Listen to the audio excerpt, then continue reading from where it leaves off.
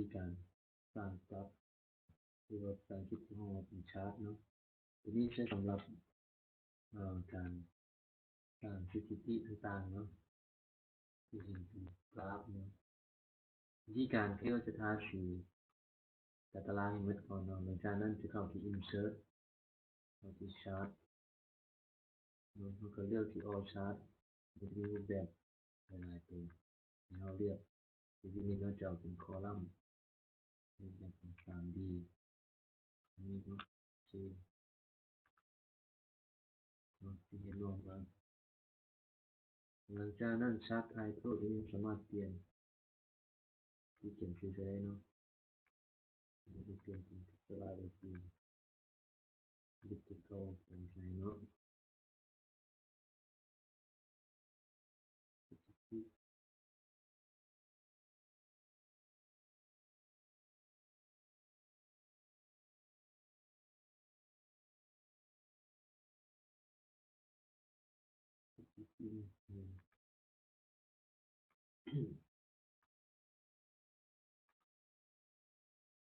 ทีนี้นี่นะมันจะมีจำนวนนักเรียนตอนนี้บุกเปลี่ยนแล้วแบบเปลี่ยน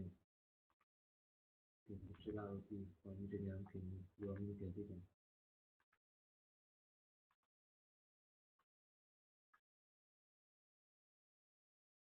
ทีนี้กรณีเขาต้องการเปลี่ยนรูปแบบหรือเพิ่มค่าต่างๆเขาจึงเข้าที่บวกมันจะมีหลายๆตัวเวลามองที่แสงจะบวกรูปเดียวออกมาแต่ตัวนี้เราจะเพิ่มคือจะเป็น data label มันจะเห็นค่าของตัวเลขขึ้นมาวันนี้กรณีต้องการเปลี่ยนรูปแบบของเสาต่างๆแทนต่างๆหรือคลิกนี้จะคลิกขวาตัวโฟร์แมตมันจะเห็นรูปแบบมันก็เลือกเลยเรื่องเชียวเป็นแดงๆเนาะที่นี่หมดที่เป็นแทนที่สามารถเลือกได้เนาะตัวนี้เนาะเป็นแรงที่สองเนี่ยเราก็จะเข้าที่ตัวนี้เนาะมันจะเห็นว่า jury option เนาะที่สองแทนตัวที่สามเลือกได้เนาะ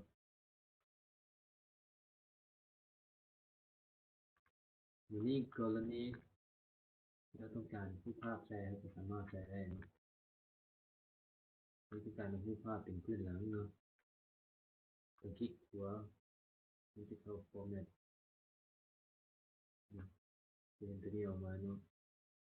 มันจะเข้า picture or text คลิกเข้าไปเลือกที่ไฟล์มีรูปภาพออกมาที่สามารถดูก่อนได้เนาะ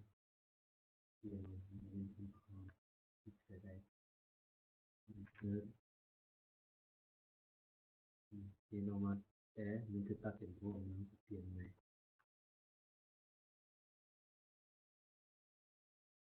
ไปเราเลือก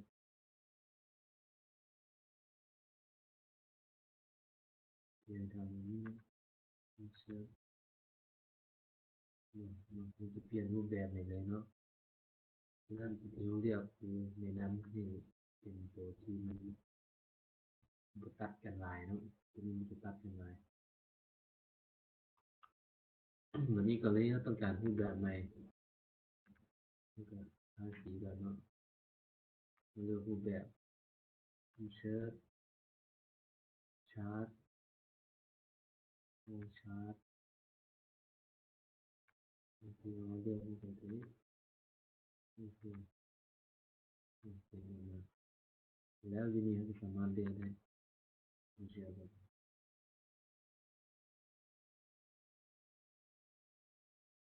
มีหลายเรียงตัวนี้เนาะเป็นออกมาเนาะ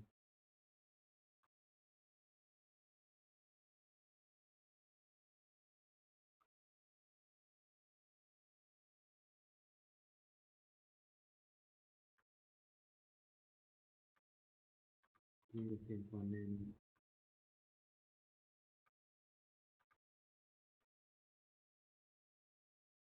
คนมาเลยเนาะยังต้องการเพิ่มเข้ามาแบบลองไปเขียนถึงรูปแบบนี้ออกมาวันนี้ตอนนี้ต้องการรีโมทบอกเลยเนาะที่สกิปปี้วันนี้ต้องการเอาออกก่อนคลิปหัวเนาะโฟร์แมตเป็นโมเดลโมสเกลมันจะเป็นอยู่ปกติไปเลยการเลือกเป็นแพทเทิร์นแล้วนี่ก็เรื่องตามใจ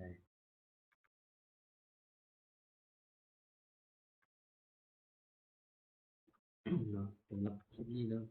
วิธีการ